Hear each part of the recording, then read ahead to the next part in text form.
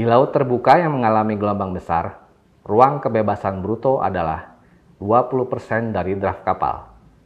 Di daerah tempat kapal melempar sauh, di mana gelombang masih besar, ruang kebebasan bruto adalah 15% dari draft kapal.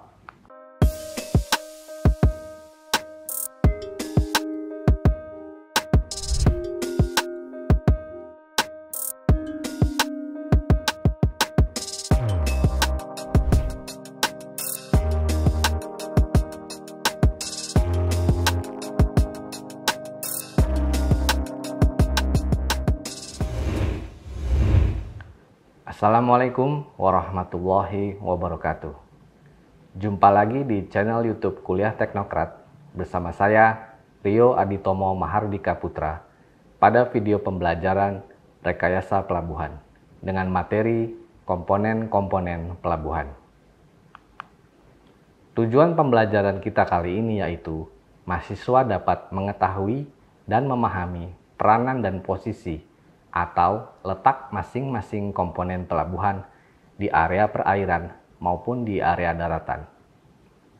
Untuk referensi dapat dilihat di buku karya Bambang Triatmojo yang berjudul Perencanaan Pelabuhan dan buku karya Gregory Sinker yang berjudul Handbook of Port and Harbor Engineering, Geotechnical and Structural Aspect.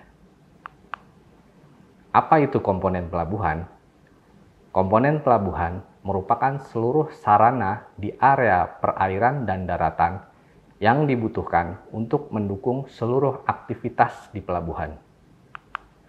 Komponen pelabuhan dapat berada pada area offshore atau area perairan, juga dapat berada di area inshore atau area daratan.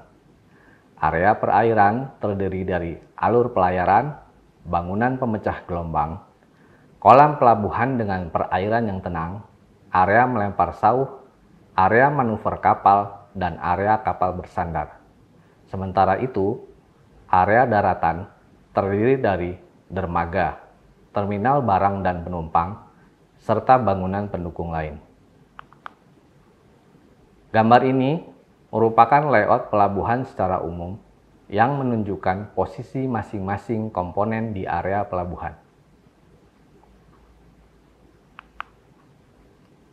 Mari kita bahas masing-masing peranan komponen pelabuhan seperti yang telah disebutkan. Komponen di area perairan yang pertama yaitu alur pelayaran. Alur pelayaran digunakan untuk mengarahkan kapal yang akan masuk ke kolam pelabuhan. Alur pelayaran dan kolam pelabuhan harus cukup tenang terhadap pengaruh gelombang dan arus. Perencanaan alur pelayaran dan kolam pelabuhan ditentukan oleh kapal terbesar yang akan masuk ke pelabuhan dan kondisi meteorologi dan oceanografi. Contoh layout alur pelayaran dapat dilihat pada gambar berikut. Kapal akan masuk ke kolam pelabuhan melalui alur masuk pada area nomor 1 yang dipisahkan oleh bangunan pemecah gelombang. Pada area 2, kapal harus mengurangi kecepatannya sehingga sampai ke area 3, yaitu kolam pelabuhan. Jika harus mengantri untuk menambatkan kapal di dermaga, yaitu pada area 5, maka kapal dapat melempar sauhnya di area 4. Area 6 dapat digunakan untuk tujuan tertentu seperti area perbaikan kapal dan lain-lain. Contoh layout alur pelayaran juga dapat dilihat pada gambar berikut. Area 1 merupakan daerah pendekatan. Area 2 merupakan daerah di luar pelabuhan dan di mulut kolam pelabuhan yang umumnya memiliki kedalaman yang kecil, sehingga sering diperlukan pengerukan untuk mendapatkan kedalaman yang diperlukan.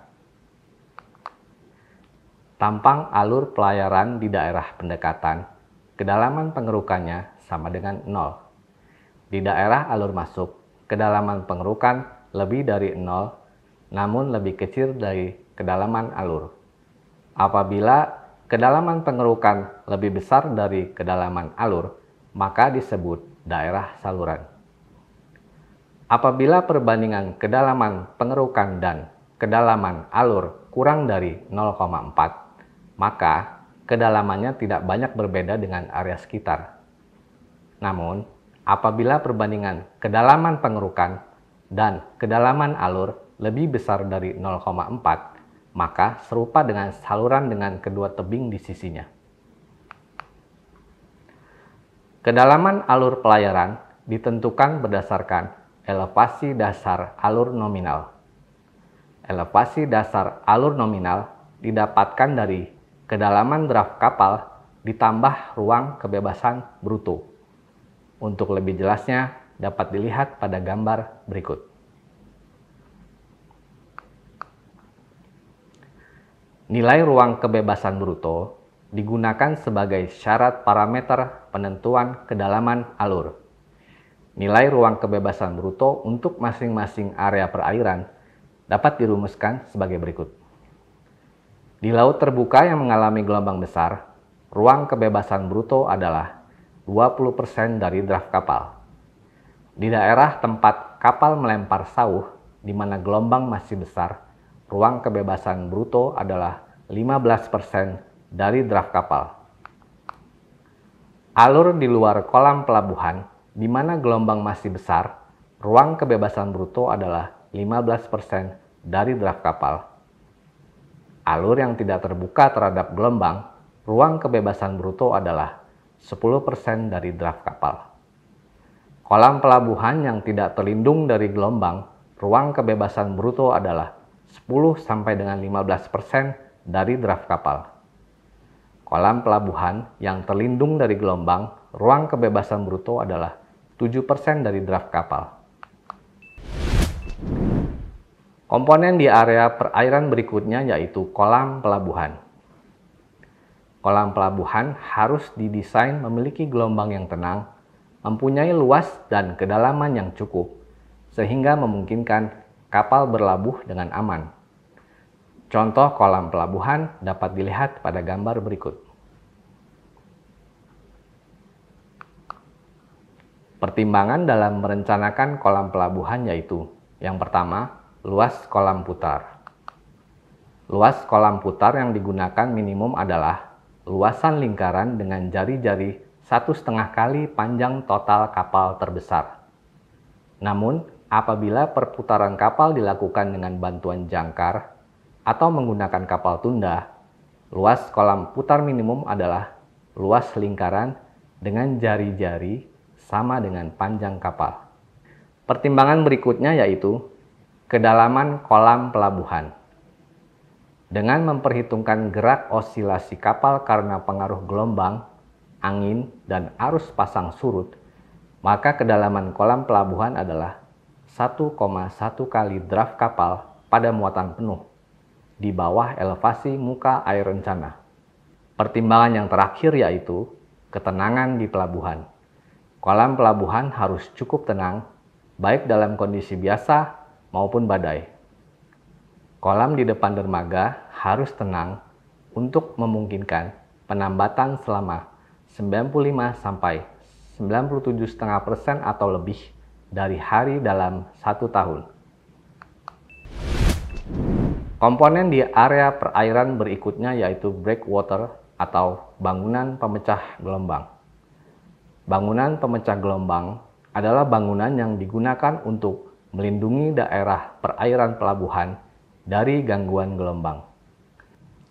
Bangunan ini memisahkan daerah perairan dari laut bebas, sehingga pelabuhan tidak banyak dipengaruhi oleh gelombang besar di laut. Konstruksi breakwater dengan potongan melintang di pelabuhan dapat dilihat pada gambar berikut. Pemecah gelombang bisa dibuat dari tumpukan batu, blok beton, dan turap. Dimensi pemecah gelombang tergantung pada banyak faktor. Di antaranya adalah ukuran dan layout perairan pelabuhan, kedalaman laut, tinggi pasang surut dan gelombang, ketenangan pelabuhan yang diharapkan, dan transport sedimen di sekitar lokasi pelabuhan. Menurut bentuknya, pemecah gelombang bisa dibedakan menjadi pemecah gelombang sisi miring, pemecah gelombang sisi tegak, dan pemecah gelombang sisi campuran. Tipe pemecah gelombang yang digunakan biasanya ditentukan oleh ketersediaan material di dekat lokasi pekerjaan, kondisi dasar laut, kedalaman air, fungsi pelabuhan, dan ketersediaan peralatan untuk pelaksanaan pekerjaan. Tanah dasar atau fondasi bangunan harus mempunyai daya dukung yang cukup sehingga stabilitas bangunan dapat terjamin.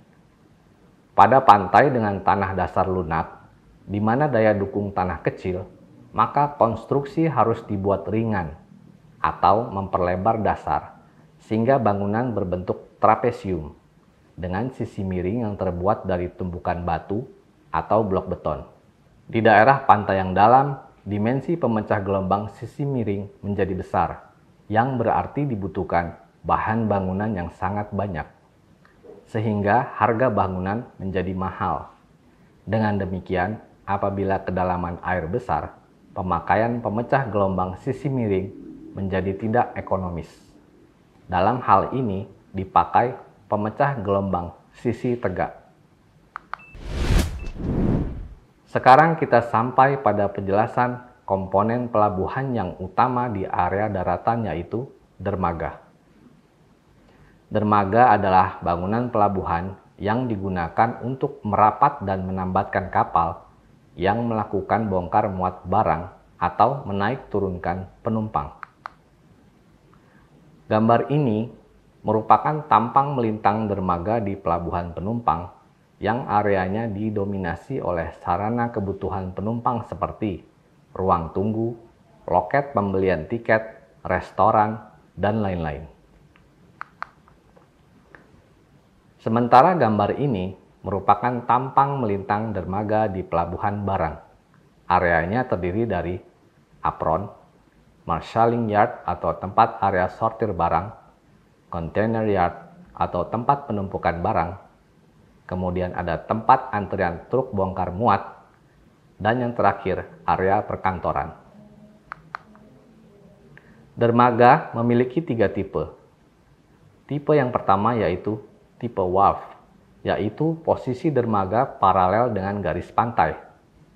Tipe kedua yaitu tipe pier, yaitu posisi dermaga tegak lurus dengan garis pantai. Tipe yang ketiga yaitu tipe jetty. Tipe jetty, posisi dermaga menjorok ke laut sehingga sisi depannya berada di kedalaman yang cukup untuk kapal bertambat. Struktur dermaga tipe wharf dan tipe pier bisa berupa struktur tertutup ataupun struktur terbuka. Struktur tertutup menggunakan dinding gravitasi dan dinding turap, sementara struktur terbuka menggunakan tiang pancang. Struktur dermaga tipe jetty biasanya menggunakan struktur terbuka, yaitu menggunakan tiang pancang. Pemilihan tipe dermaga tergantung pada jenis kapal yang dilayani, ukuran kapal, kondisi topografi dan tanah dasar laut, kondisi hidrooceanografi atau gelombang dan pasang surut. Tipe dermaga dipilih yang paling sesuai sehingga biaya pembangunannya seekonomis mungkin. Perbandingan pembuatan wharf tipe tertutup dan jetty dapat dijelaskan melalui gambar berikut. Gambar ini merupakan kondisi awal dari lokasi yang hendak dibangun dermaga. Apabila hendak dibangun dermaga tipe wharf, maka dapat dilakukan pengerukan pada area yang diarsir, seperti gambar ini. Namun, apabila hendak dibangun dermaga tipe jetty, maka digunakan tiang pancang seperti gambar berikut. Perbandingan pembuatan wharf tipe tertutup dan wharf tipe terbuka dapat dijelaskan melalui gambar berikut. Gambar ini merupakan kondisi awal dari lokasi yang hendak dibangun dermaga. Apabila hendak dibangun dermaga wharf tipe tertutup, maka dilakukan penimbunan dan pengerukan pada area yang diasir yang dapat dilihat pada gambar berikut. Namun, apabila hendak dibangun dermaga WAF tipe terbuka, maka dilakukan pengerukan dan penambahan tiang pancang yang dapat dilihat pada gambar berikut. Gaya-gaya yang bekerja pada dermaga terdiri dari gaya vertikal dan gaya horizontal. Gaya vertikal terdiri dari berat sendiri bangunan dermaga, beban hidup, beban peralatan bongkar muat atau kren.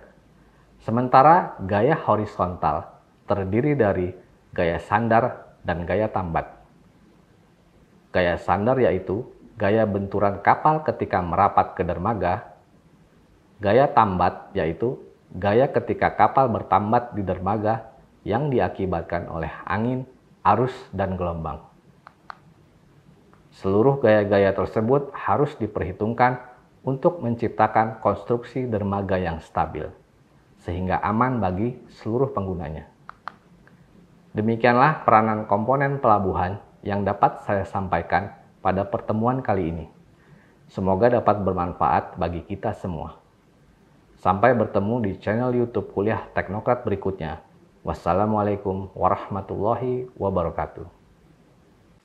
Terima kasih sudah menyaksikan video pembelajaran ini. Jangan lupa like, komen, dan subscribe, serta nyalakan tanda loncengnya agar kalian tidak ketinggalan informasi update lainnya.